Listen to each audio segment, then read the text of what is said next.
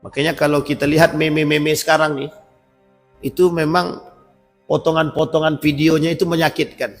Di atas orang joget, di bawah masyarakat tersiksa. Kita lihat besok bang. Gaji DPR betul apa tidak 100 juta itu? Kalau masih korupsi juga dibakar. Dimiskinkan.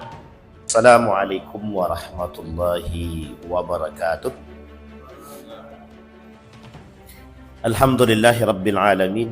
Wabihi nasta'inu ala umurid dunya waddin. Wassalatu wassalamu ala ashrafil anbiya'i wal mursalin. Wa ala alihi wa sahbihi ajma'in. Allahumma salli wa sallim wa barik ala hadha nabiyil karim. Allahumma salli ala Muhammad wa ala ali Muhammad fil alamin innaka hamidum majid. Ya ayuhan nasu attaqu rabbakumul ladzi khalaqakum min nafsin wahidah wa khalaqa minha zawjaha wa batha minhuma rijalan katsiran wa nisaa'a wattaqullaha alladzi tasaaluna bihi wal arham innallaha kana 'alaikum raqibah. Puji syukur kehadirat Allah dengan mengucapkan alhamdulillahi rabbil alamin, berselawat kepada Nabi dengan mengucapkan Allahumma salli ala Muhammad wa ala ali Muhammad fil alamin innaka hamidum majid. Mudah-mudahan kita semua yang hadir Allah berkahi, Allah sehatkan, Allah kuatkan, insyaallah husnul khatimah. Dan mudah-mudahan untuk orang tua kita yang telah mendahului kita, Allah tempatkan di tempat terbaik di sisinya. Allah terima amal ibadahnya. Kemudian Allah kumpulkan kelak kita semua bersama orang-orang yang saleh dan salihah insyaallah. Dan kita semua termasuk orang-orang pilihan yang memang Allah cintai. Amin ya rabbal alamin. Baik Bapak Ibu sekalian yang berbahagia, alhamdulillah di subuh hari ini senantiasa kita berada dalam lindungan Allah. Yang di subuh hari ini yang akan coba kita kaji dari satu hadis daripada baginda Nabi Muhammad sallallahu alaihi wasallam yang kelak nanti akan kita coba tambah dengan hadis yang lain. Hadis diriwayatkan oleh Al-Hakim, rawahul Hakim. Kata baginda Nabi Muhammad sallallahu alaihi wasallam dalam hadis dia, An Abi Hurairah radhiyallahu anhu qala sami'tu Rasulullah sallallahu alaihi wasallam yaqul. Dari Abu Hurairah radhiyallahu anhu, baginda Nabi Muhammad sallallahu alaihi wasallam berkata, sayusibu ummati da'al umam. Umat-umatku ini akan terjangkit penyakit. Penyakit yang akan terjangkit terhadap umatku, kata Nabi, setidaknya sayusibu ummati da'al umam. Wa qala ya Rasulullah wa ma da'ul umam. Kata sahabat, apa itu penyakit yang akan menimpa kami? Kata para sahabat, yang akan menimpa itu penyakit apa? Kata Nabi, al-ashar wal batal.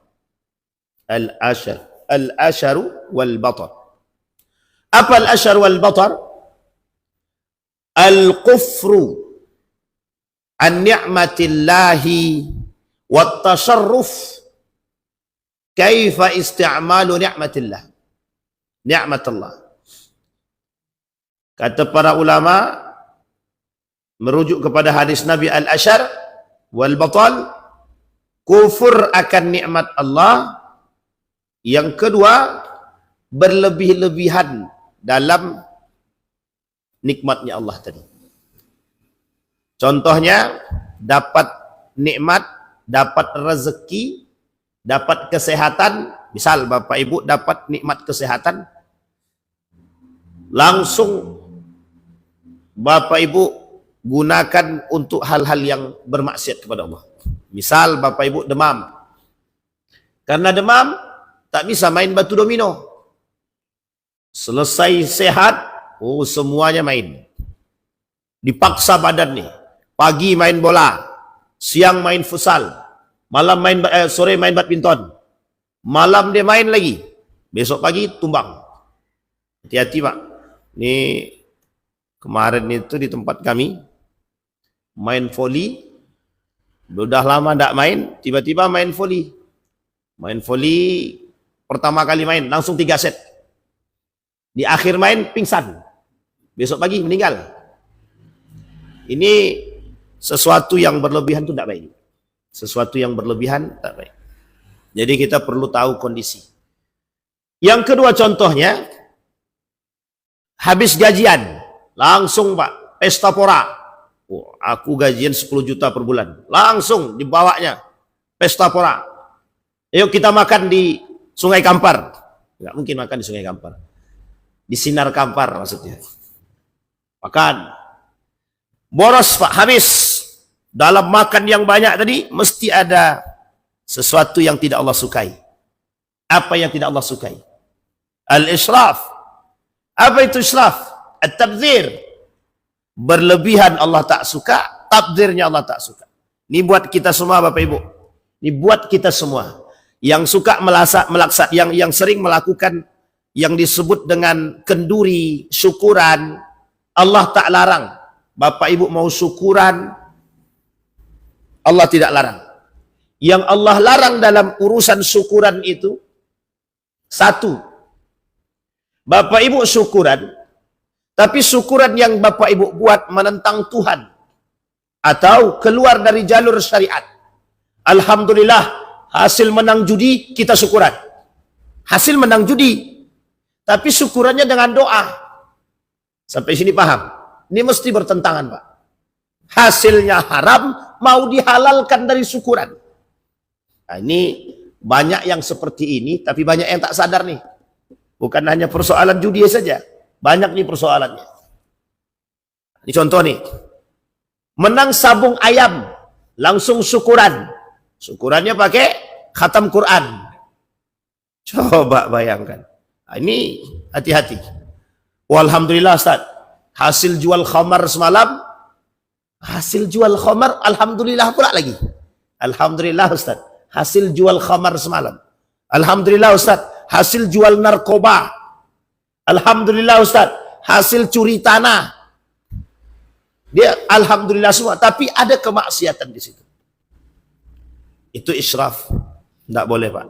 Kita dapat harta, makan semua. Pokoknya apa yang bisa kalian makan, makan sepuasnya. Banyak yang tidak disukai oleh Allah. Kenapa kita sudah berlebihan? Oh, ini cuma 10 orang. Orang yang datang syukuran itu cuma 10. Makanan yang dipesan 20. Jadi satu orang, 2. Ternyata sanggupnya cuma setengah. 1/2 mau kita kemanakan? Itu pada poin yang pertama kita sudah kena israf. Yang kedua tabdzir. Jelas kita masuk dalam faktor tabdzir. Dalam setiap acara kenduri syukuran apapun pasti ditemukan tabdzir. Sekarang saya tanya, siapa yang mau makan sisa orang? Ada yang mau makan? Kalau sisa Nabi, rebutan orang mau makan.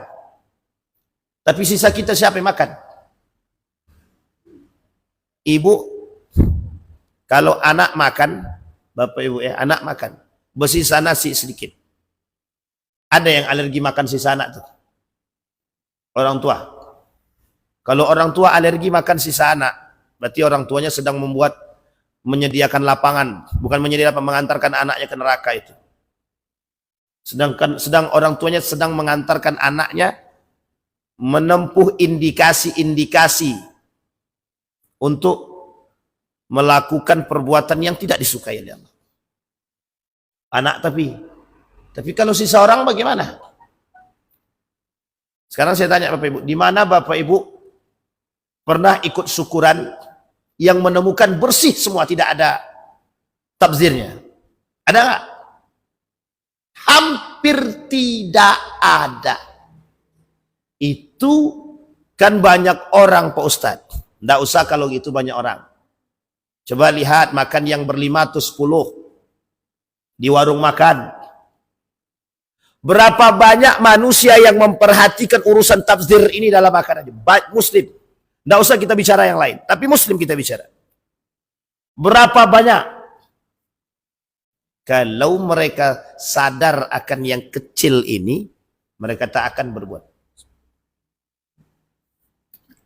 Tidak akan, Pak. Mereka tidak akan berbuat tafsir. Al-Ashar. Orang yang seperti ini masuk dalam kategori al-israfu min ni'matillah. Berlebihan dalam nikmatnya Allah. Tapi ada orang yang lebih parah di atas itu. Namanya al-ashar. An-ni'matillah. Apa itu al-ashar? Al-ashar itu al-kufru min ni'matillah. Dia kufur terhadap nikmatnya. Sekarang pertanyaannya, apa contohnya kufur terhadap nikmat Allah tadi? Yang paling sederhana, kufur terhadap nikmat Allah itu satu, tidak mau bayar zakat. Sampai sini paham Bapak Ibu ya? Orang yang enggan membayar zakat, kufur nikmat Allah. Yang kedua, orang yang tidak pernah bersedekah atau berat bersedekah, kufur nikmat Allah. Yang ketiga, adamul qana'ah an ni'matillah, tak pernah puas dengan nikmatnya Allah yang Allah berikan. Ini mesti paling banyak nih, yang nomor 3 ini juga nih. Nanti kita kasih contoh satu-satu. Adamu tidak mau qana'ah, merasa cukup dengan nikmat yang Allah berikan. Tidak mau dia, Pak. Yang ketiga, yang keempat, paling berbahaya. Yang kata para ulama lebih condong pada kalimat kufur itu disandarkan pada yang keempat. Mencaci, maki, dan mencela-cela nikmatnya Allah. Na'udzubillah, summa na'udzubillah. Apa contohnya? Nanti kita lihat contoh yang pertama. Contoh yang pertama, orang yang wajib zakat tapi dia tak mau bayar zakat. Baik zakat mal ataupun zakat fitrah. Ini sudah jelas, Pak. Kalau dia tak mau membayar karena apa? Tidak ada hukum zakat, tidak wajib bayar zakat. Dia telah terjerumus dalam kekufuran yang nyata. Dia mengingkari zakat, dan dia menolak perintah Tuhan, dia menolak perintah Allah, adamut ta'ah wal ihmal billah. Satu, dia tak taat pada Allah. Yang kedua, dia ingkari hukum wajib zakat. Yang ketiga, dia bermaksiat kepada Allah. Yang keempat, dia sangat-sangat tidak patuh kepada Allah. Kufur, Pak. Jadi kalau ada orang dengan syariat Islam, dia kufur terhadap syariat Islam, itu otomatis, Pak. Otomatis mungkar. Otomatis kufur. Kafir tidak, kufur iya. Itu otomatis. Otomatis itu bagaimana maksudnya, Pak Ustaz? Ada orang yang mengingkari syariat Islam, itu syariat tapi diingkari sebagai satu syariat, maka terjebak dalam ibtalu wa ihbatul amal. Allah batalkan dan Allah hapus semua amal ibadahnya. Itu zakat. Saya sebenarnya pengen sekali melihat data-data di Basnas itu. Saya pengen betul Basnas itu menyampaikan di hadapan khalayak itu seberapa banyak orang kaya yang tak mau berzakat itu. Dia ada pada masanya, seharusnya panitia-panitia zakat tuh yang punya data tuh sampaikan. Data orang kaya di Pekanbaru 70, yang bayar zakat 10. Ini yang 60-nya lagi disamperin. Ente mau masuk neraka kapan gitu. Itu ya langsung. Karena muslim tapi tidak mau bayar zakat. Yang kedua, ada orang yang berat sangat tangannya untuk bersedekah. Ingat Bapak Ibu, dalam Al-Quran, wa fi amwalihim haqqun lis-sa'il wal mahrum. Dalam harta kita ada hak orang lain yang wajib kita keluar melalui sedekah. Yang kedua, ada sunnahnya untuk kita keluarkan. Jadi Bapak Ibu, kalau dapat rezeki, keluarkan. Keluarkan. Meskipun dalam persoalan, misal Bapak Ibu gaji cuma 5 juta, kan tidak wajib zakat. Maka apa yang harus Bapak Ibu lakukan? Bersedekah. Wajib tidak. Tapi setidaknya dari yang kita makan tuh, mesti bisa dirasakan oleh orang-orang yang tidak mampu. Tapi Pak Ustaz, aku bantu keluarga Pak Ustaz. Tak urusan. Siapapun mereka. Artinya dari bagian yang kita miliki, harta yang kita miliki, ada orang yang berhak untuk mereka rasakan dari hak milik kita. Ini yang penting. Yang kedua, al-ashar itu. Contohnya tadi, enggan bersedekah. Yang ketiga, orang yang tidak pernah merasa puas dengan apa yang Allah berikan. Apa contohnya? Dikasih 5 minta 6, dikasih 6 minta 7. Saya pernah diprotes orang, kenapa terus-terusan orang kaya yang selalu jadi sorotan? Ya dalam hadisnya begitu tidak mungkin kita rubah. Hai orang-orang miskin, jangan sombong dengan harta yang kau miliki. Apa yang mau disombongkan? Harta yang tak punya. Sampai sini paham ya? Kata dia, jangan Ustadz ini harus, kenapa harus orang kaya terus? Kan orang umat muslim kaya itu baik. Betul, umat muslim kaya itu bagus, sangat bagus. Tapi umat muslim kaya sombong angkuh itu tak bagus. Makanya kalimatnya itu perlu dipahami. Salah satunya adalah, kata Nabi, di dalam Al-Quran itu, salah satu di antara sekian tanda dekatnya kehancuran satu negeri. Ini biar Bapak Ibu tahu, saya bawa nih. Tanda kehancuran satu negeri, tanda dekatnya kehancuran satu negeri. Orang kaya yang durhaka nomor 2 kata para ulama. Yang pertama pemimpin zalim, yang kedua tuh orang kaya yang durhaka. Sekarang pertanyaannya, orang kaya yang durhaka itu yang gimana modelnya? Ini Bapak Ibu yang kaya jangan tersinggung. Karena Bapak Ibu yang kaya orang baik, jadi tak usah tersinggung. Tapi kalau tersinggung nanti pelaku dia. Bagaimana contohnya orang kaya yang durhaka tadi? Satu orang kaya orang yang merasa kaya, itu lebih tepat. Orang yang merasa diri dia kaya. Sekarang saya tanya Bapak Ibu. Khairul Tanjung itu kaya beneran atau pura-pura kaya? Atau bagaimana? Diam semua. Bapak Ibu, Khairul Tanjung itu kaya apa tidak? Secara kasat kita, fisik kita, nampak dia orang kaya. Punya apa bang? Punya semuanya. Apa yang dia tak punya? Punya semua. Tapi Bapak Ibu, perlu Bapak Ibu pahami. Kata para ulama, kaya yang sesungguhnya itu ghinan nafs. Kaya hati, kaya diri. Bukan memperkaya diri ya. Kaya hati, kaya jiwa dia. Itu yang sesungguhnya. Kata para ulama. Tapi ada orang yang kaya secara harta. Utsman ibn Affan, Abdurrahman ibn Auf. Khairul Tanjung itu punya lembaga sosial sifatnya sekolah. Banyak. Warung stik. Bapak Ibu tahu warung stik ya? Bisa cerita warung stik. Warung stik itu Pak, zaman waktu kami masih di Yogyakarta.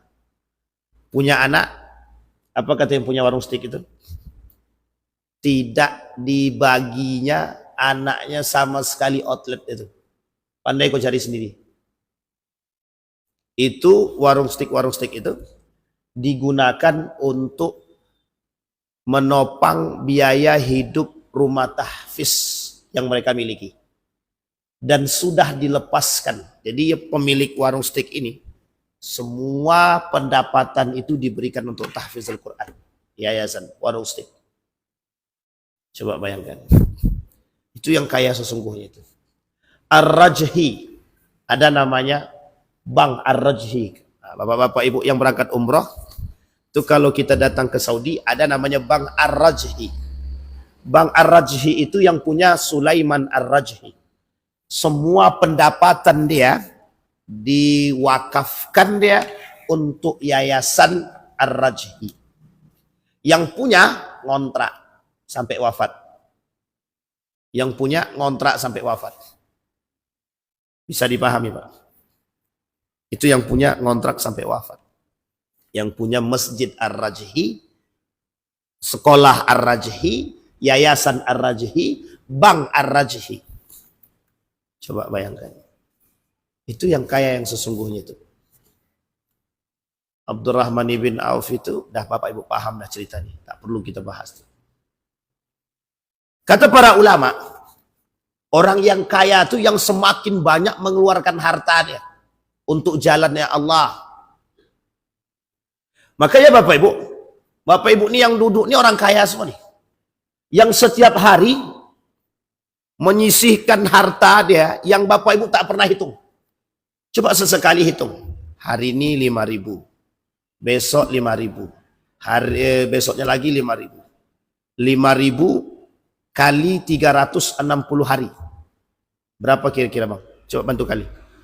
5.000 kali 360. 360 hari itu berapa setahun ya? Coba. Berapa Bang? Jangan lama-lama Bang. 360. Ya. 1.800.000 kali umur Bapak Ibu.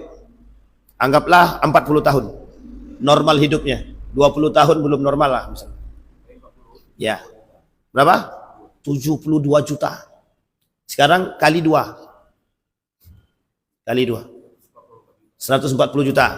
140 juta kali dikurang, salah. Pokoknya kali lagi 30 hari. Ramadan. Kali pula lagi 2 kali lagi.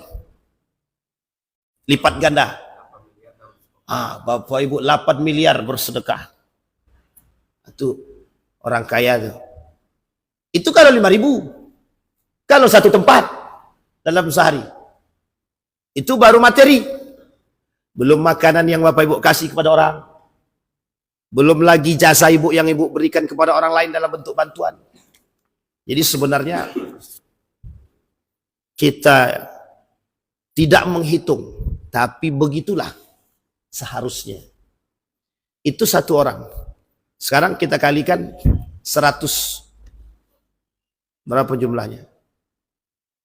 Ya 800 miliar lah Bang. Tinggal kali aja 808 miliar kali 100 orang. 800 miliar 100 orang. Sekarang kita kali lagi. Berapa jumlah penduduk Indonesia yang muslim? Kita ambil 2 juta paling sedikit. Itu udah paling sedikit tuh. Berapa Bang kali? Error langsung.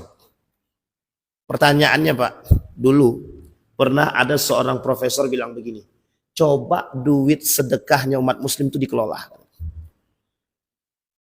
Yang kita khawatirkan, sedangkan duit haji dikorupsi, apalagi duit sedekah.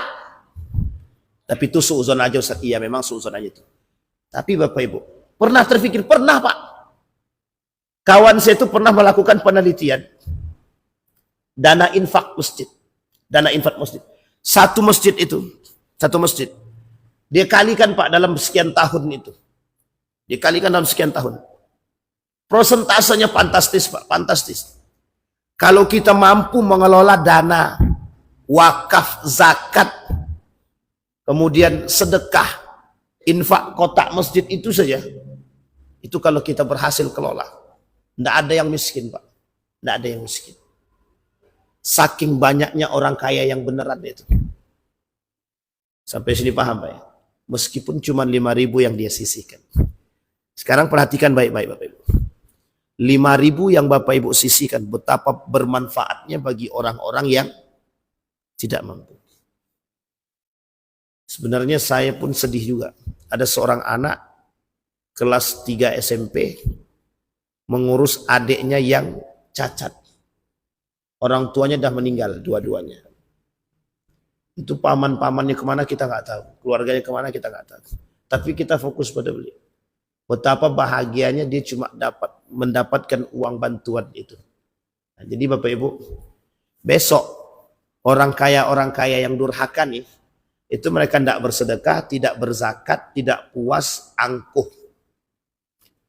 Nah, orang kaya yang durhaka yang dimaksud di sini adalah satu, tidak pernah puas. Apa maksud tidak pernah puas itu?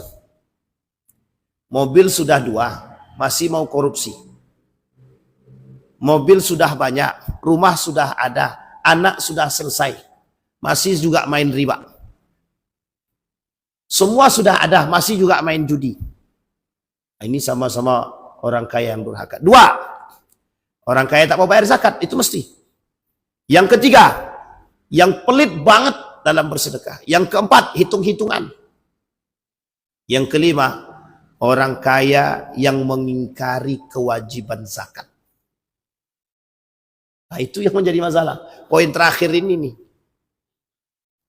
Orang kaya yang tak mau bayar zakat kelak dan mengingkari zakat kelak, itu yang sesungguhnya durhaka. Yang kedua, orang kaya yang sesungguhnya durhaka kepada Allah, yang sombong dengan hartanya. Jangan kau duduk dekat mobil aku, lecet harga mobil ini mahal, ambil palu tokok sekali. Mesti tak berani kan? Sampai sini paham Pak? Jadi orang kaya yang sombong, seolah-olah dengan harta dia bisa beli apapun. Kami punya harta. Orang Bani Israel dulu begitu dia.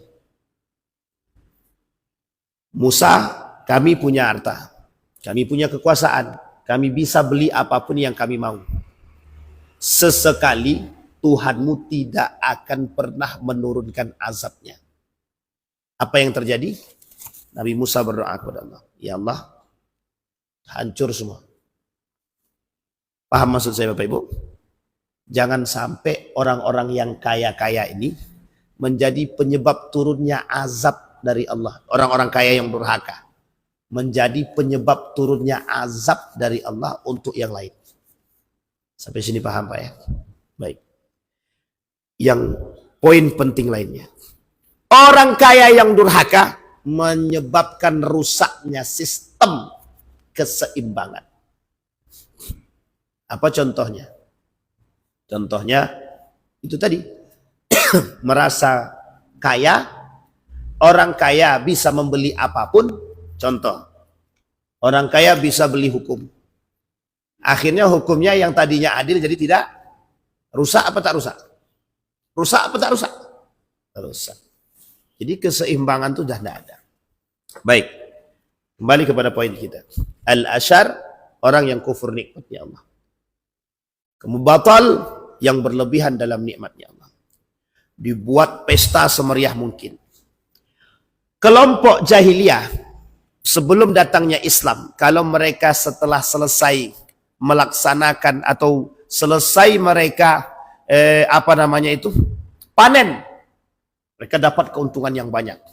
Apa yang mereka buat? Pesta pora, minuman khamar, judi.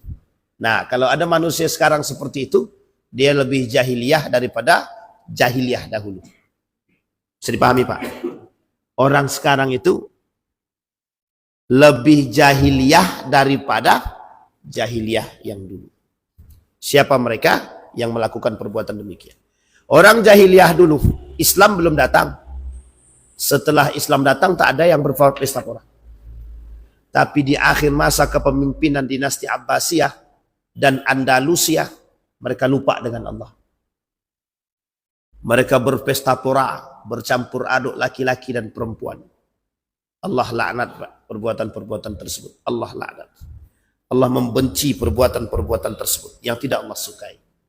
Jadi Bapak Ibu, jangan salah ketika Allah menurunkan bencana kepada kita, yang harus kita jadikan sandaran utama, kita lihat Pak, mengapa Allah turunkan bencana. Banjir tak berhenti, karhutlanya terjadi. Jangan pahami dulu karena ulahnya manusia. Betul, zaharal fasad fil barri wal bahri bima kasabat aydin nas liyudhiqahum ba'dalladzi amilu la'allahum yarji'un. Kata Allah, kerusakan itu betul disebabkan ulah tangan manusia sendiri. Seperti karhutlah Ustaz, itu kan disebabkan ulah tangan manusia sendiri karena mereka yang membakar. Bukan itu saja. Yang dimaksud dengan penyebab adalah yang disebabkan oleh tangan manusia sendiri karena kedurhakaan manusia kepada Allah. Allah turunkan Pak. Allah tidak kasih hujan, kemarau sepanjang hidup kita tuh. Tidak ada hujan, kita protes. Hujan turun, kita pun protes. Karhutlah, banjir. Coba lihat ketika kasus banjir yang paling sederhana. Saya kadang-kadang suka heran Pak. Ketika banjir yang melanda di Pelalawan, sampai satu atap tuh hilang. Sampai ke atas Pak di desa apa namanya itu? Dusun tuh apa namanya itu? Yang pedalaman itu apa namanya Pak? Ya pokoknya itulah daerahnya. Pelalawan, Kerinci, itu banjir Pak sampai ke atas itu. Coba dibayangkan sekali saja. Bisa jadi itu dalam bentuk azabnya Allah buat kita. Kalau kita pahami itu karena bendungan air terbuka tuh Ustaz. Kalau tak terbuka, kalau Allah kata caranya Allah membuat banjir itu banyak. Mau dibuka bendungan kek, mau hujan tidak diberhentikan oleh Allah kek, itu terserah Allah.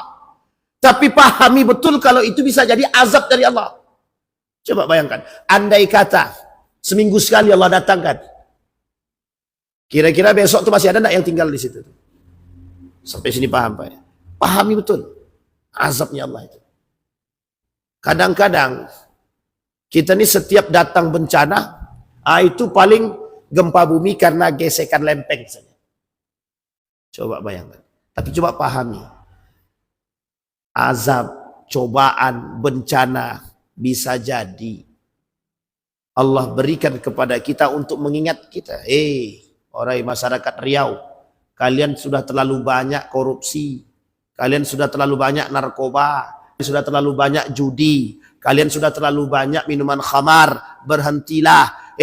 Masyarakat Riau, kalian sudah terlalu banyak berzina, berhentilah. Kalau semua ini sudah kita lakukan dan menjadi mayoritas, apa yang tidak mungkin Allah lakukan? Tak ada yang tak mungkin, Pak. Buktinya, COVID datang, masuk masjid pun takut. COVID datang, masuk masjid pun kita takut. Sekarang pertanyaannya, kita ini sengaja dibuat jauh daripada pemikiran-pemikiran seperti itu.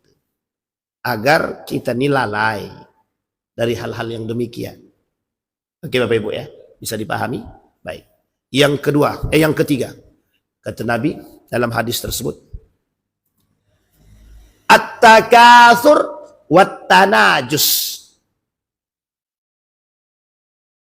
6 yang menjadi tanda dekatnya kehancuran satu negeri. Yang ketiga, at-takatsur. Siapa yang hafal ayatnya, Pak? Bang Didi hafal at-takatsur? Coba. Ini bukan uji coba, coba dulu. Jangan ngaku hafal tapi tak hafal. Arti al-takatsur itu apa Bapak Ibu? Sekarang Bapak Ibu yang hafal luar kepala. Apa arti at-takatsur? Apa Pak? Bermegah-megahan. Nama lainnya apa? Orang-orang yang suka menumpuk-numpuk harta. Suka menumpuk harta. Sekarang Bapak Ibu perhatikan, kita ambil ilustrasi paling sederhana. Mulai dari zaman Zainuddin MZ sampai hari ini ilustrasinya sama. Coba Bapak Ibu bayangkan, mengapa orang korupsi itu tetap korupsi? Rumah dia punya, ya rumah dia punya, mobil dia punya, sawit dia punya. Sekarang saya tanya, mengapa masih korupsi? Mengapa masih korupsi? Ada Bapak Ibu yang bisa jawab? Kenapa Pak? Ingin tampil beda. Ingin dimuliakan. Ingin dipandang. Kenapa? Ada penyebabnya, ada. Rasa syukur yang tak ada. Ada yang bertanya kemarin begini, Ustaz, kapan negeri kita nih bersih daripada korupsi? Saya langsung jawab. Tanya sama Pak Presiden. Saya bilang. Kalau saya presidennya ya pas dia bertanya. Tapi kalau bertanya kepada saya ya jelas tidak tepat pertanyaannya Pak. Kecuali kalau awak presiden. Sampai sini paham Pak ya. Anies Baswedan bilang, kalau saya jadi presiden, itu program pertama dalam mengatasi korupsi memiskinkan. Kalau di Cina dibunuh kan, dimatikan. Tapi kalau Anies Baswedan dimiskinkan. Coba lihat dianalisa dua kebijakan ini. Ternyata memiskinkan orang itu lebih parah daripada membunuh, Pak. Kalau dia mati, harta korupsinya masih ada. Tapi kalau dimiskinkan, sampai 7 turunan dimiskinkan, atau 5 turunan, atau 3 turunan saja, tidak sampai 5 turunan. Tobat juga dia, Pak. Apa jawabannya? Sederhana, Pak, betul. Seperti yang dilakukan oleh Nabi Yusuf pada masanya. Nabi Yusuf itu, orang-orang kaya yang sombong dan angkuh itu, dimiskinkan, Pak. Dimiskinkan. Jadi baru saya paham nih, baru saya paham. Nabi Yusuf itu merubah sistem itu. Yang kaya harus merasakan miskin. Tapi yang orang kaya yang sombong ya, yang angkuh, yang rakus. Orang-orang yang bermegah-megahan, yang rakus dengan hartanya, yang selalu menumpuk-numpuk harta itu orang-orang rakus saja. Orang tamak. Alasan ada, satu gengsi gaya hidup, FOMO. Balik lagi, FOMO. Itu mesti gaya hidup, Pak. Dorongan. Ada mobil merek baru. Masa aku kepala dinas nggak bisa beli itu? Yang kedua, bisa jadi dorongan istri itu. Bang, tetangga sebelah udah beli mobil, masa abang kepala dinas nggak bisa beli mobil? Tapi itu yang paling terakhir sebenarnya itu. Yang ketiga, yang tak pernah merasa puas, Pak. Yang keempat, kawannya syaitan. Bisikan iblis. Yang kelima, mereka, kalau bahasa kasar saya, orang yang baru merasakan jabatan. Orang yang baru merasakan kaya. Maka bahasanya OKB. Kata Ustaz Adi Hidayat, orang kaya baru. Orang kaya baru nih, kalau kekayaan dia, kalau diri dia tak ditopang dengan keimanan, memang betul, Pak. Mumpung aku jadi, baru pernah merasakan kaya, ayolah kita sekali tumpuk terus. Apa yang dimaksud dengan menumpuk harta ini? Yang dimaksud dengan menumpuk harta ini, Pak, mengumpulkan harta sebanyak mungkin. Ada indikasi yang lain, ada. Mengambil harta orang dengan cara yang batil. Ini sudah kita sampaikan di beberapa pekan yang lalu. Di sini juga ada orang mengambil harta orang lain dengan cara yang batil. Sampai di sini paham, Pak? Pokoknya Ustaz, sekarang ini kan aku punya duit 1 miliar, Ustaz. Nah, duit 1 miliar ini kalau aku pegang mesti habis. Aku harus bisa melipatkan gandanya, melipat gandakan. Gimana caranya? Masukkan ke bank konvensional.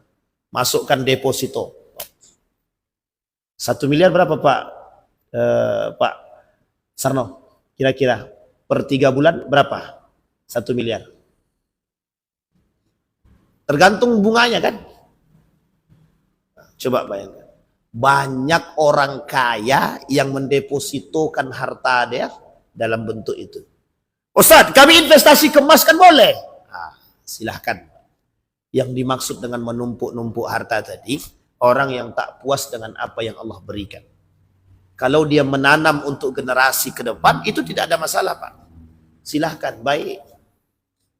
Cuma kalau sengaja dia melakukan hal demikian, biar dipanggil Tuan Takur. Oh, si Didi itu banyak tanahnya, Tuan Takur itu. Paham saya, Pak? Yang Tuan Takurnya jangan diaminkan, banyak tanahnya aminkan. Sampai sini paham, Pak? Sampai dapat julukan. Oh, itu Tuan Takur kami tuh. Bahagia hati. Maka Bapak Ibu, kaya hari ini menjadi tren. Sehingga orang berbondong-bondong untuk mengumpulkan harta. Nah, maka sekarang ini yang terjadi adalah fastabiqu fil amwal. Maka berlomba-lombalah kalian dalam mencari harta. Itulah yang sekarang yang terjadi. Bukan fastabiqul khairat, fastabiqu fil amwal. Berlomba-lombalah kalian dalam mencari harta. Nah, sekarang orang berlomba-lomba. Mau halal dia, mau haram dia tak pikir. Yang penting aku bisa mendapatkan harta. Makanya kalau kita lihat meme-meme sekarang nih, itu memang potongan-potongan videonya itu menyakitkan. Di atas orang joget, di bawah masyarakat tersiksa. Di atas orang joget, di bawah itu digabung itu. Itu sebenarnya menyampaikan rasa hati, suara hati. Cuman yang disampaikan itu tak sampai gitu. Yang disampaikan tidak sampai. Yang keempat, at-tanajus fid dunya. Menikmati dan berlebih-lebihan dalam menghadapi kehidupan di dunia. Prosentasenya sudah kita bisa pahami. Lebih banyak waktu yang kita berikan untuk dunia daripada untuk akhirat. Tapi alhamdulillah dengan adanya sarana kajian-kajian seperti ini, pagi subuh kajian, zuhur kajian, maghrib kajian. Jadi ada sarana untuk kita mendekatkan diri kepada Allah. Kalau kita turutin Pak dunia nih, tidak ada habisnya sama sekali. Tapi Nabi bilang begitu Ustaz, memang. Karena akhir zaman tuh manusianya isinya itu aja. Berlomba-lomba dalam harta. Mereka berlebihan dalam berlebihan di dunia. Semua mereka buat. Tidak ada memberikan porsi waktu dia untuk akhirat itu tidak ada lagi. Maka saya pernah bilang sama Bapak Ibu, coba sesekali hitung. 24 jam. Anggaplah kita tidur itu, berapa jam kita tidur Bapak Ibu? Dari jam 10 malam, 10, 11, 10 ke 11, 11 ke 12, 12 ke 1, 1 ke 2, 2 ke 3, 3 ke 4. Anggaplah 6 jam. Dari 24 jam, kurangi 6 berapa? 24 kurangi 6 jadi 15 itu gimana? Jauh kali, 18. Sekarang 18 jam. Dari 18 jam itu, berapa banyak waktu yang kita berikan untuk akhirat kita? Ustaz, tadi saya keluar rumah pergi kerja. Kerjanya dari jam 7 pagi sampai jam 4 sore. Berapa jam tuh? 8, 9, 10, 11, 12, 1, 2, 3, 4. 8 jam. Dari 18 kurangi 8 jam. Tinggal 10 jam. Tinggal 10 jam. Sekarang pertanyaannya. Dari 10 jam saja. Berapa banyak waktu kita berikan untuk akhirat itu? 10 jam ya. Dari 10 jam sisa. Berapa banyak waktu kita berikan untuk akhirat? Itu yang bisa jawab siapa? Bapak Ibu semua. Kerja. Dunia atau akhirat? Tergantung. Kalau dia bekerja untuk Allah, berarti dia ada niatnya untuk mengarahkan harta, pendapatan dia untuk akhirat dia. Ya Allah, aku bekerja untukmu ya Allah, dan untuk kehidupan anak istriku dari hal-hal yang halal. Aku tidak pengen anak istriku dapat yang haram. Ini akhirat atau dunia? Dunia akhirat. Dunia akhirat, Pak. Tapi kalau tak ada niat sama sekali bagaimana? Itu untuk akhirat aja berarti. Ya Allah, aku kerja untuk beli mobil ya Allah. Nanti kau sudah dapat mobil 1, aku tambah lagi ya Allah. 2. Sekarang 10 jam yang sisanya mau gimana? Sampai rumah main HP. Salat lalai. Zikir tak pernah. Baca Quran tunggu. Paling aktivitas kita hari-hari, baca Quran paling banyak kita baca Quran 5 kali dalam sehari. Paling banyak.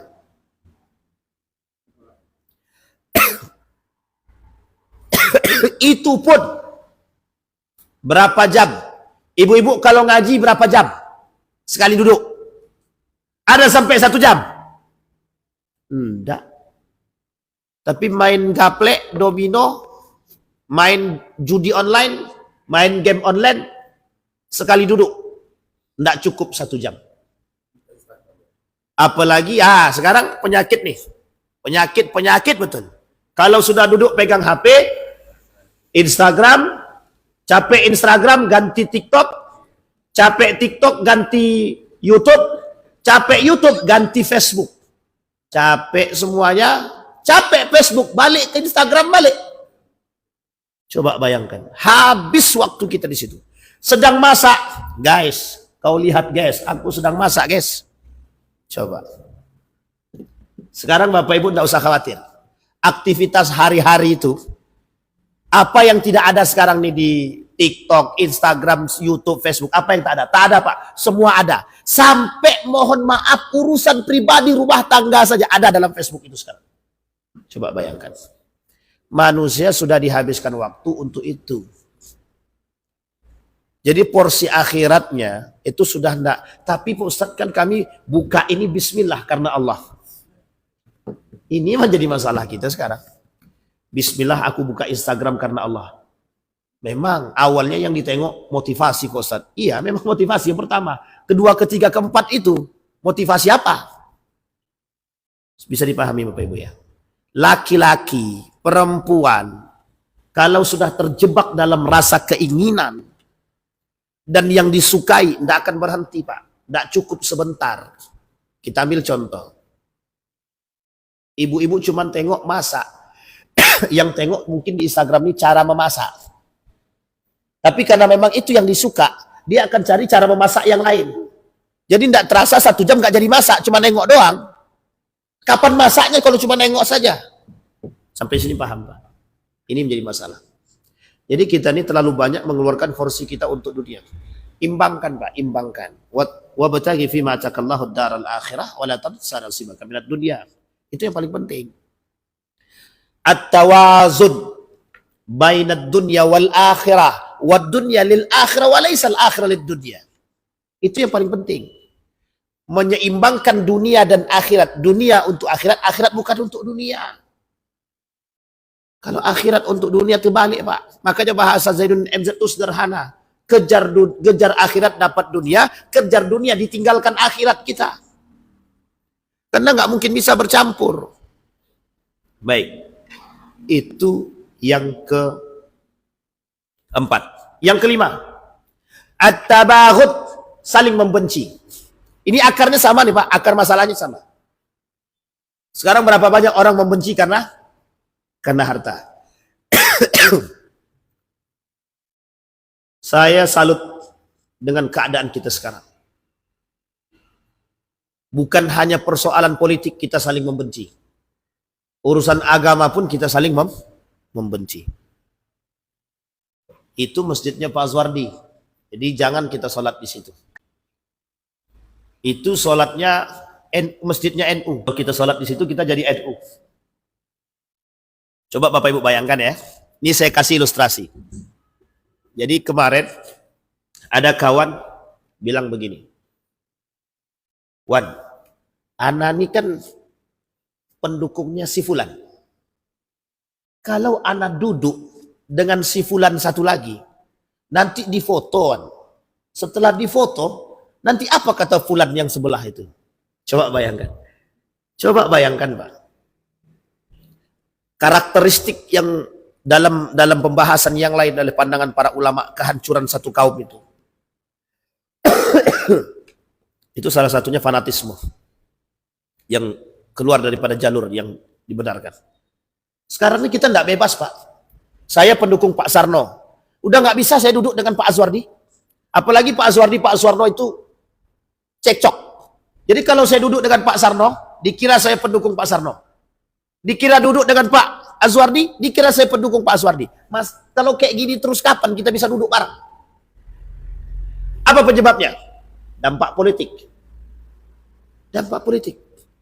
Padahal politik sudah selesai. Pilkada selesai, pilpres selesai. Tetap tidak bisa kita duduk. Uniknya, menjalar Pak, menjalar ke semua lini. Sekarang saya kasih tahu Bapak Ibu. Saya bergabung di travel umrah A. Tiba-tiba kawan saya bilang begini, Wan, mampirlah ke travel kami, ke kantor kami. Karena kawan nih, kan biasa kita duduk Pak. Masuklah duduk kita di travel tadi. Di foto, cekrek gitu. Masukkan ke media sosial, Facebook. Ditengok sama travel kawan yang tempat kita pertama tadi. Apa kata mereka? Oh, Ustadz sudah pindah lain hati ya. Astagfirullahaladzim, saya bilang. Coba bayangkan. Jadi sarana untuk membangun kebencian antara satu dengan yang lain itu semua lini sekarang Pak. Bukan hanya dalam urusan politik saja. Apalagi uang. Sekarang dalam urusan agama pun begitu. Misal. Kubu A, kubu B. Ada ustadznya masing-masing. Kalau kita duduk ke sini, dianggap kita dukung ini. Kalau kita duduk ke sini, dianggap pro ini. Sekarang ini kita nggak bisa lagi duduk sama siapa-siapa, susah. Udahlah kita duduk sama apa yang ada dekat rumah kita saja, selesai. Pak, Bu, jangan kita seperti itu. Duduk-duduk saja. Duduk saja. Jangan gara-gara hal demikian kita merusak, Pak. Justru kita diangkat untuk saling membenci. Sekarang ini kita dibenturkan satu dengan yang lain agar kita bisa membenci yang lain. Jadi kebencian itu yang menjadi masalah. Mohon maaf, Pak, mohon maaf. Apa namanya ya? Kita dibuat seolah-olah kita ini harus saling membenci. Maka memang betul-betul politik itu kasar. Tapi kalau kita tidak ikut, kita hancur. Mau tidak mau kita harus ikut. Tapi kita yang harus membenahi. Saya bilang, tidak ada urusan sama saya. Mau saya travel A, travel B, travel C. Kalau itu kawan saya mau duduk, apa masalah? Mau foto-foto aja. Tinggal foto aja. Apa susahnya? Tidak perlu jaga-jaga, Pak. Itu kawan saya, partainya A. Ini kawan saya, partainya B. Apa salah duduk? Tidak ada salah duduk. Jangan kita yang membuat kebencian tersebut. Saya Muhammadiyah. Bapak-bapak NU. Berarti sekarang kalau saya ngisi di masjidnya NU, wah, Ustadz Muhammadiyah ngisi di NU. Memang masalahnya apa? Tidak ada masalah, Pak. Yang membuat masalah itu mereka. Yang menginginkan kita berpecah belah. Karena gara-gara tabaghut, kebencian. Yang poin lain, kebencian terhadap saudara dalam urusan harta. Ini yang paling berbahaya. Ada saudara kandung membenci saudara kandung karena harta warisan. Ada saudara kandung membenci ibu hanya karena harta warisan. Apa tak lagi dengan sesama muslim. Kita bisa saling membenci karena dianggap saling berebut harta masing-masing. Pak Azwardi jualan, sampingnya juga jualan. Gara-gara warung Pak Azwardi, warung kami mati. Benci dia sama Pak Azwardi. Bayangkan, kalau mereka paham rezeki itu datang dari Allah, tidak akan ada kebencian. Tidak akan ada, Pak. Di mana letak kebenciannya? Kalau kita yakin segala sesuatu datang dari Allah. Kalau kita paham kemenangan, kekalahan, itu datang dari Allah. Selesai, Pak. Apa yang mau kita bencikan? Tidak ada, Pak. At-tabaghut. Saling membenci. Ada poin yang terakhir yang keenam. At-tahasud. Saling dengki, iri hati. Nah, ini yang penyakit ini. Penyakit kita sekarang, saling membenci, saling iri hati. Kata Nabi, kalau terjangkit 6 penyakit itu, kata Nabi, kalian akan melihat 6 penyakit ini akan melekat pada ummati. Yusibu ummati da'al umam, kata Nabi. Akan terjangkit penyakit-penyakit ini kepada umatku nanti, kata Nabi. Apa itu? Yang 6 perkara tadi. 1, yang pertama, al-ashar wal batal. At-takatsur wat tanajus. At-tabaghut wat tahasud. Sekarang kita lihat. Iri hati. Penyebab tetangga itu mencibir tetangga lagi, iri hati. Pak, tetangga kita sudah beli sepeda, kapan kita beli motor? Tetangga kita beli motor, kapan kita beli mobil? Tetangga kita beli mobil, kapan kita beli pesawat? Tetangga kita udah beli pesawat, kapan kita beli? Apa yang mau dibeli lagi? Sampai di sini paham, Pak? Tidak akan ada puas-puasnya, tidak akan ada. Maka kata para ulama, mengkontrol diri. Mengkontrol diri. Yang akan bisa selamat dari 6 perkara ini, orang yang beriman dan bertakwa 1. Yang kedua, orang yang berkumpul bersama orang-orang yang saleh. Apa kata para ulama? Dari sekian banyak karakter tentang kehancuran suatu negeri tadi, kehancuran suatu negeri dalam riwayat yang lain itu. Yang pertama, pemimpin zalim, yang kedua orang kaya yang durhaka, yang ketiga sedikitnya orang-orang yang soleh dan diusirnya orang-orang yang soleh. Jadi Bapak Ibu, kalaulah hari ini kita duduk dengan orang yang soleh dianggap aneh, itu bagian daripada itu. Maka yang bisa, mohon maaf Pak, kita bisa menjaga diri kita jika kita duduk bersama orang-orang yang sefrekuensi. Bapak Ibu tidak peminum, tapi duduk bersama para pejudi, selesai urusan Pak. Hari ini Bapak Ibu selamat, besok selamat, besoknya lagi selamat, yang kelima udah nggak selamat lagi tuh Pak. Itu contohnya. Kenapa sekarang bahasanya sudah familiar, normalisasi korupsi. Tahu Bapak Ibu normalisasi korupsi? Naturalisasi korupsi. Menormalkan dan memaklumkan korupsi. Makanya mohon maaf, tadi pertanyaannya kita jawab. Mengapa korupsi di tempat kita ini tak selesai-selesai, Ustaz? Ya karena korupsi itu dinormalisasi. Apa maksudnya dinormalisasi? Dimaklumkan. Sampai sini paham ya? Kita lihat besok Bang. Gaji DPR betul apa tidak 100 juta itu? Kalau masih korupsi juga dibakar. Dimiskinkan. Ya karena korupsi sudah normalisasi, sudah dinormalkan. Itu yang menjadi masalah. Sekarang saya tanya, mengapa zina merajalela? Mengapa khamar merajalela? Mengapa riba merajalela? Normalisasi semua. Apa maksud normalisasi itu? Dianggap maklum, dianggap biasa. Sehingga mohon maaf, setiap orang yang masuk di situ berpikir bagaimana kami harus korupsi. Lah kalau setiap yang masuk ke dalam pemerintahan, yang menjadi anggota dewan, berpikir untuk korupsi, kapan selesai? Yang bodohnya lagi, pemilihnya sudah tahu korupsi, pelaku koruptor, masih kita pilih juga. Tak ada pilihan lain, Ustaz. Nah, itu dia masalah yang terakhir itu. Sampai di sini paham Bapak Ibu ya? Kondisi. Kondisi kita hari ini. Nah kata Nabi, ada cara untuk mengatasi ini. Ada. Caranya ada. Yang pertama untuk pribadi kita, yang tadi.